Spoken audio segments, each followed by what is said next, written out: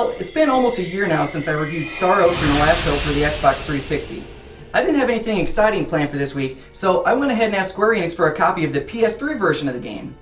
Developed by Tri-Ace and released on February 9th, the international version exclusive to the PS3 brings us several new features and combines all the content onto a single Blu-ray disc. Now, I didn't beat the game on my first playthrough, and now that I've been doing that for my game reviews, I figured I'd take the time to check this out and beat it all for you, and I'll tell you what, I actually enjoyed my second playthrough even more than my first. But stay tuned, Star Ocean: The Last Hope is a hardcore role-playing game and certainly is not for everyone. Over the past week, I've uploaded my gameplay footage to my other channel, ZeitgeistReview, so make sure to check that out, and if you're not following me on Twitter yet, you probably should be, and of course, don't forget to subscribe to this channel and click the thumbs up button on this video. So with that, here are my thoughts on the international release of Star Ocean: The Last Hope.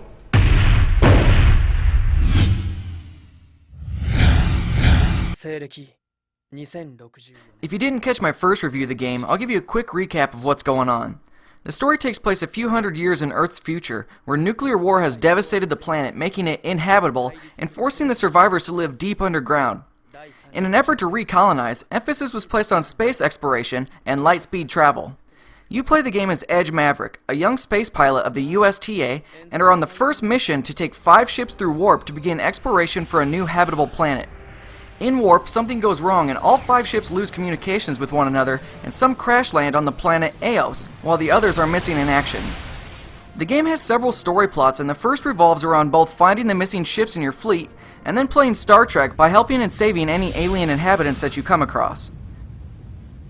You'll travel to several planets helping people until about the middle of the game, where the real plot is revealed to you and shit gets serious. There are 9 playable characters that you'll gain throughout your adventure, each with extremely well-defined backstories and unique personalities. If you don't like reading lots of dialogue and watching lots of cutscenes, just stop right here, as this game is loaded with them and certainly will not be for you. For those of us that enjoy a great story woven into a game, let's continue.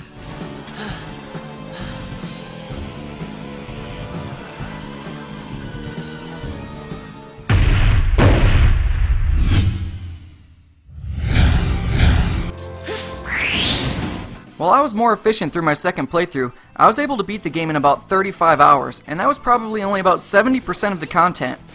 There was a lot of backtracking and side quests that I did not do, and upon beating the game, additional content is added for you to continue your adventure, and you can go back and finish everything that you missed. So you've got a lot of game for your money here, especially considering how massive the maps and dungeons are. Star Ocean is a single-player game, but I think it could have benefited from a jump-in, jump-out, same-screen co-op to allow a buddy to play one of the additional characters while in combat.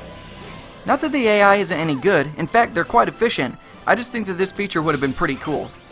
One thing that likely will annoy some players is that the save spots are few and far between. You might get one at the beginning and ending of a dungeon and near towns, but nowhere on your way. You might actually go an hour or longer without finding a place to save. Now, I've got lots of time to devote to gaming, so it wasn't a huge issue, but if you can only play for a little bit here and there, this is certainly something you need to consider. Unique to the international version of the game, you'll have access to the Japanese voices that you could swap instead of the English ones, and text can be read in 6 different languages. You can also change the menu system to a classic anime style instead of the modern CG style. If you're big into anime, likely this is a pretty cool feature to you.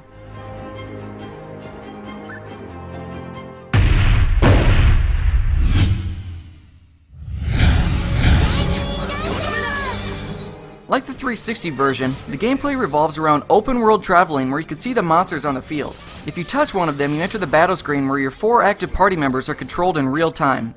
The combat system was the most fun aspect of the game to me, as each new series of monsters forced me to adapt my strategies to kill them, and reacting in real time really gets my blood pumping. The boss fights can be pretty freaking difficult as well, especially the final boss. It's not often that I cheer after defeating a boss in the game, but after killing that dude, I screwed my ass off. In combat, you can only control one character at a time, but you can switch between any of them at the push of a button. As you kill monsters in special ways, a bonus board will begin to fill up on the right side of the screen, which offers things like additional experience, money, and restored health at the end of each battle. When that thing is full, it's usually a good idea to grind for a bit to take advantage of sometimes double experience points. Each character can focus their build on one of 2 mechanics, Rush and Blindside. A character who focuses on Rush will fill a Rush gauge in combat, and then unleash additional damage for a set period of time once it's full, or even string together Rush combos with a partner for a devastating burst attack. Characters who specialize in blindsiding will quickly dodge monsters' attack and then quickly run behind them and attack them while they're exposed for additional damage. Both playstyles are fun, and it's good to have a balance between your characters. If you enjoy crafting and gathering, there's also a very extensive system built into the game, and it's an absolute time sink as you'll attempt to learn all of the recipes and gather all the components necessary to craft.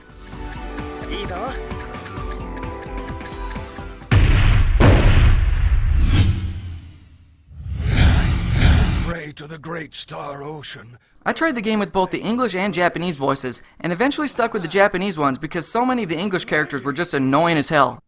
To me, the Japanese actors were significantly better.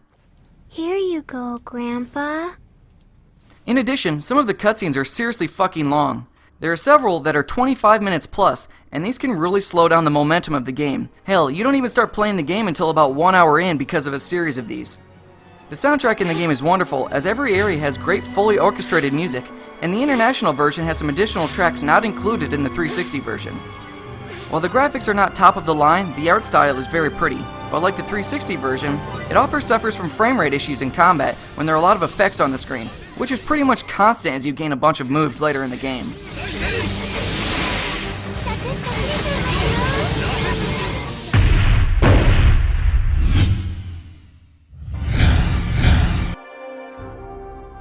I really enjoyed my playthrough of this game. In fact, it's all I could think about as I sat at work each day, just waiting to get back to see how the story was going to unfold.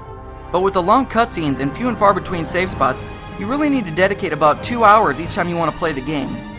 The graphics are not top of the line, but the art style is very appealing, and the combat mechanics are extremely fun and require a lot of strategy and lots of practice to master. Likely, many of you out there will not like this game, but for those hardcore RPG fans, I say that this is a must-have. For those of you that have already played it, who do you think the most annoying character in the game was? Leave your questions and comments below. Thanks for watching. Don't forget to subscribe to my channel and register at ZeitgeistGameReview.com.